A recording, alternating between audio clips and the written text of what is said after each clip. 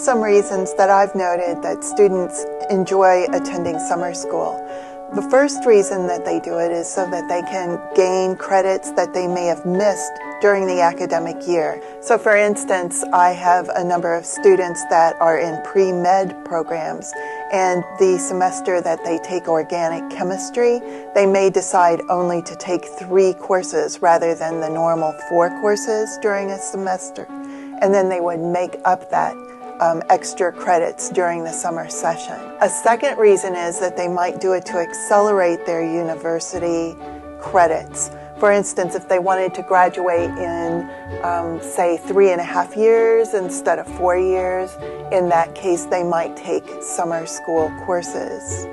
A third reason would be for their own interest. Because college years go so quickly, sometimes it's difficult to fit in all the courses that you really want to take. So if there's special courses that are really of interest to you, but you don't have time to take them during the normal academic year, doing it during the summer session is a real good option.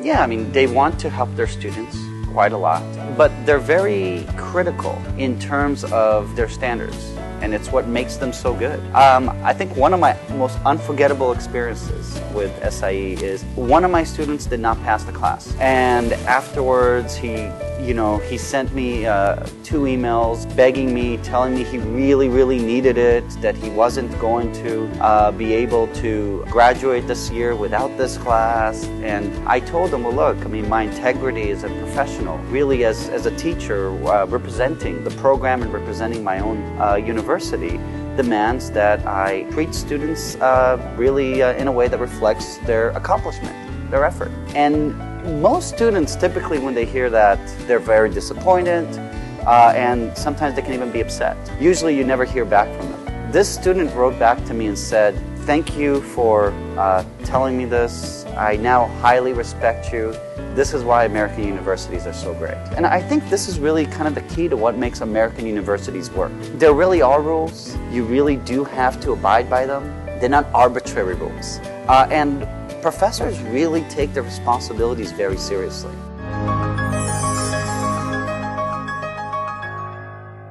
So students who've studied at SIE in China over the past few years have found that they've been able to transfer their credits back to their home institutions. So far, something like 240 American colleges and universities have accepted the SIE credits. We try to keep SIE programs being very much like good American summer school programs. Yeah, I think SIE quality is in part assured by some of the institutions that SIE has developed over the last 4 years. Last year we introduced an academic board, which is a faculty member from each of the campuses, and that faculty member really takes charge of the academic decision making. That we've shifted the responsibility to the academic director on each campus to make academic decisions, to work more closely with the faculty, to support the faculty, to run the orientation program for the faculty. We've done that. The academic board also gets together in Beijing before the program starts, and then again after the program is completed, and we take notes. So the academic board meets before and after the program in Beijing, and we get together to talk about common problems that we've noticed, things that could be improved in the program.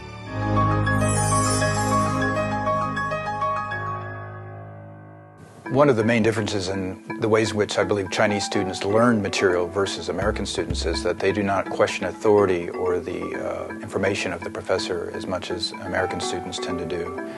And that's, again, due to a lot of factors, not least being that in China there's more of a respect and order to authority in the classroom of the professor, and therefore they do not usually have an interrogation process going on with the professor as they might do in the United States, where students sometimes are skeptical of what the professor is saying and will argue with him, and so on and so forth. And so I found that there was a real difference there, that most Chinese students were very passive in receiving the information and very little question the accuracy or the authenticity of anything that I was saying. Chinese students tend to be much more disciplined and ready to do the work than American students, and that might be a product of their experiences in China as they're growing up and the educational framework within which they develop their understanding of it. So American students have a much more loosely structured framework of studying, and this is something that means that translated in the classroom as more serious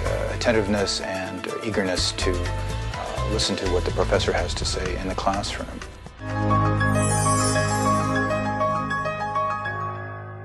I think there probably were quite a few classroom eruptions of sorts where people seem to come together and laugh at a certain thing that happened or enjoy. So there are a number of exercises, assignments that I do. I had one student in particular who was a rather large guy, and I knew based on an informational profile that I'd passed out at the beginning of the class that he was a great fan of Kobe Bryant, the basketball player.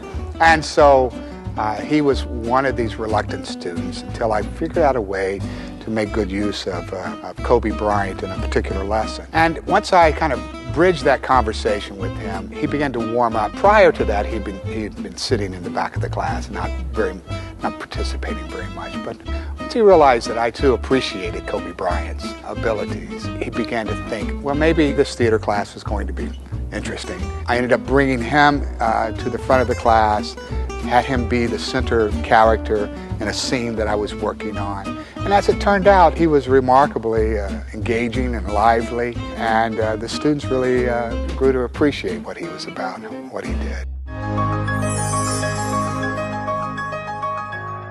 Ultimately, it depends what the purpose of education is. I mean, obviously, they should know the English language. I think that's very, very essential.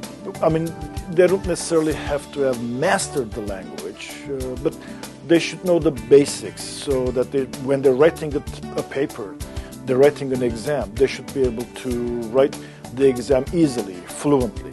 So they should be prepared. When they're here, they will be able to improve their language skills. The vocabulary will expand. They will have better grasp of the grammar, syntax, and so on. But at least the basics should be there for the language. The second point would be depending on what they're going to study. If they're going to study management, they should be familiar with the American style of management courses. They should do some research before they actually come here to see what kind of courses are being offered by the management department. If they're going to do, let's say, economics, they should do research and see what type of courses, what do the syllabi look like, to what extent they would be able to effectively participate in those courses based on the copies of the syllabi that they have. Once they look at the syllabi, they're familiar with the program, to email the professors with questions.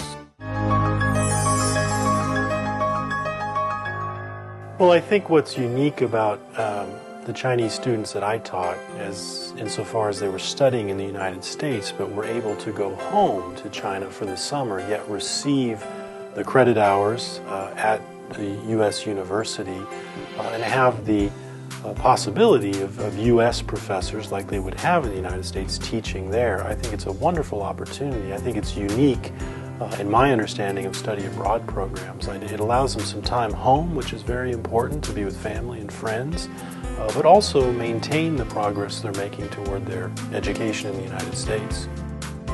I think part of it is that students may feel a bit more relief when they come to the United States after taking a summer program, because we compress a lot of material into 6 weeks. But I also think that depending on the courses they take, they will have a much better knowledge of the core material that will prepare them to go on and take more advanced classes.